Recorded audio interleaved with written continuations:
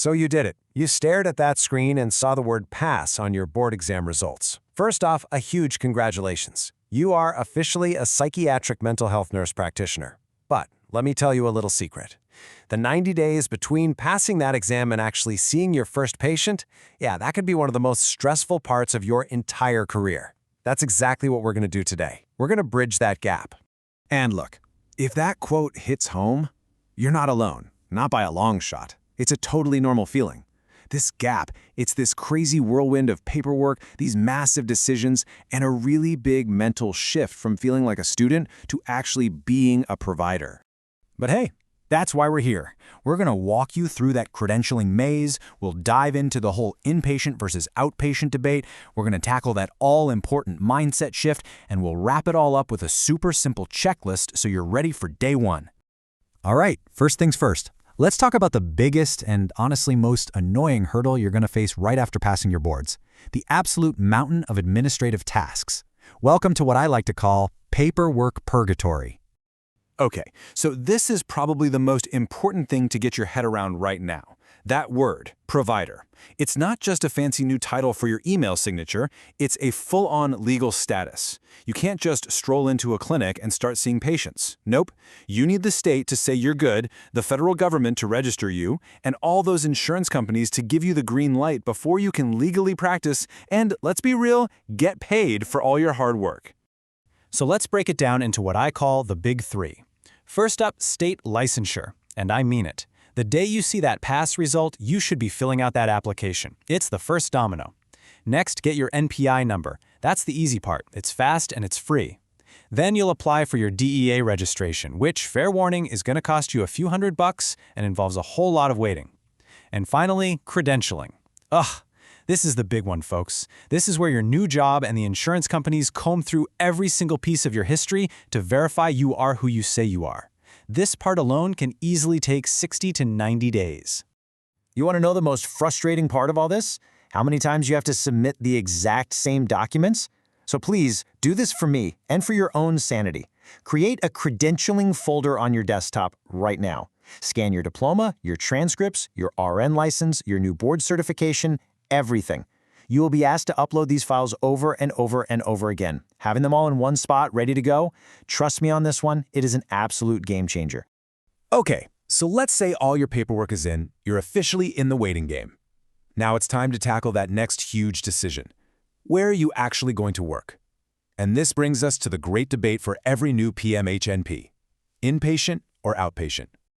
All right, let's break these two down. On the inpatient side, it's high acuity. That means your learning curve is going to be nearly vertical. You learn so much so fast. Plus, you're always part of a team, so you're never really alone with a tough decision. The cons, that pace can be completely overwhelming. The risk for burnout is definitely higher, and you're probably looking at shift work. Now, outpatient, you get more autonomy, you build those amazing long-term relationships with patients, and you usually get that coveted 9-to-5 schedule. But it can feel really isolating. A lot of the time, you are the one and only decision maker, and that is a ton of pressure when you're just starting out. All right, listen up, because this might be the single most important piece of advice I can give you for that first job hunt. For your first job, the salary is secondary. The most important thing is mentorship. So in your interviews, I want you to ask this exact question. Who do I call when I have a complex bipolar patient and I'm not sure about the titration? If they don't have a clear, immediate answer, honestly, that's a red flag. Run, don't walk. Okay, so you've wrangled the paperwork, you've picked a setting, now for the really tricky part. This is the piece that trips up so many new grads. We have to talk about that internal shift, the one that happens in your head when you go from student to clinician. Let me ask you something, and be honest. Do you have this secret feeling that you actually don't know anything? That at any second someone's going to tap you on the shoulder and say, "Hey, we know you're faking it"? Well, that feeling is called imposter syndrome, and I promise you, almost every single new provider feels it. But here's the thing. I want you to completely reframe that feeling. Because feeling like you don't know everything is actually a really good sign. It means you get it. You understand the weight of what you're doing. It means you're being careful, you're double-checking things, you're putting your patient's safety first.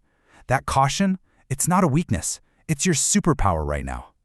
So, practically speaking, how do you get ready for the day-to-day grind? First, think about your workflow. How will you structure a 60-minute intake differently than a 15-minute med check? Second, document as you go. Seriously, do not let notes pile up. It's a black hole you will never escape. And third, start thinking about your provider personality. Are you going to answer patient messages 8 p.m.? Are you giving out your cell? And here's a little hint. The answer should be no. Set those boundaries from day one. Phew, we have covered a ton of ground. So now we're at the final section. We're going to pull all of this together into a super simple, actionable checklist to make sure you walk in on your first day feeling as prepared and as confident as possible. I really want you to let this sink in. Passing your boards, that was the hard part. That was the academic test. These next 90 days are a different kind of test. This is about building the foundation that's going to hold you up for your entire career. So, what are the absolute non-negotiable must-haves for day one? Here are my top 3. Number 1, a good reference app on your phone, something like Stalls or Hippocrates. You're going to use it constantly.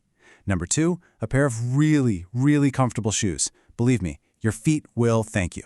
And number 3, and this one is so important, a good therapist of your own. This job is a privilege, but it's demanding. You need your own support system. So let's wrap this up with one final thought. You have worked way too hard to get to this point just to burn out in the first 3 months. The secret to not just surviving, but actually thriving during this transition is to just slow down. Take it one credential at a time, one patient at a time, and one day at a time. You've got this.